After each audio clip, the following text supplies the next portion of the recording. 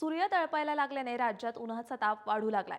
शुक्रवारी म्हणजेच काल 7 मार्च रोजी सकाळपर्यंतच्या 24 तासांमध्ये सोलापूर आणि रत्नागिरी येथे 38 अंश सेल्सिअस तापमानाची नोंद झाली, तर निफाड येथे राज्याचे नीचांकी 8 अंश तापमान नोंदवले गेले। आज 8 मार्च रोजी राज्यात उन्हाचा चटका वाढण्याची शक्यता आहे, तर कोकणात उष्ण व दमट हवामानामुळे सतर्कतेचा इशारा हवामान विभागाने दिलाय।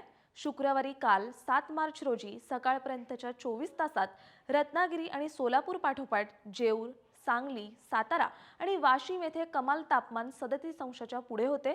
पुणे, कोल्हापूर, धाराशिव, परभणी, अकोला येथे तापमानाचा पारा 36 अंशाच्या पार होता। निफाड येथील गहू संशोधन केंद्रात शुक्रवारी 7 मार्च रोजी 8 अंशाची, तर परभणी येथील कृषी विद्यापीठात 9.5 अंश आणि जळगाव येथे किमान तापमान 9.8 अंशावर होते। धुळे येथील कृषी महाविद्यालय आणि अहिल्यानगर येथे तापमान 11 अंशाच्या खाली होते। राज्याच्या कमाल आणि किमान तापमानात तब्बल 20 ते 28 अंशापर्यंत तफावत होती। आज 8 मार्च रोजी कोकणातील ठाणे, मुंबई, रायगड आणि रत्नागिरी जिल्ह्यात हवामान सरासरीपेक्षा उष्ण व दमट राहणार असल्याने सतर्कतेचा इशारा देण्यात आलाय, तर उर्वरित राज्याच्या कमाल आणि किमान तापमानात वाढ होण्याचा अंदाज हवामान विभागाने वर्तवलाय। राज्यात उन्हाचा चटका हळूहळू वाढत जाणार आहे।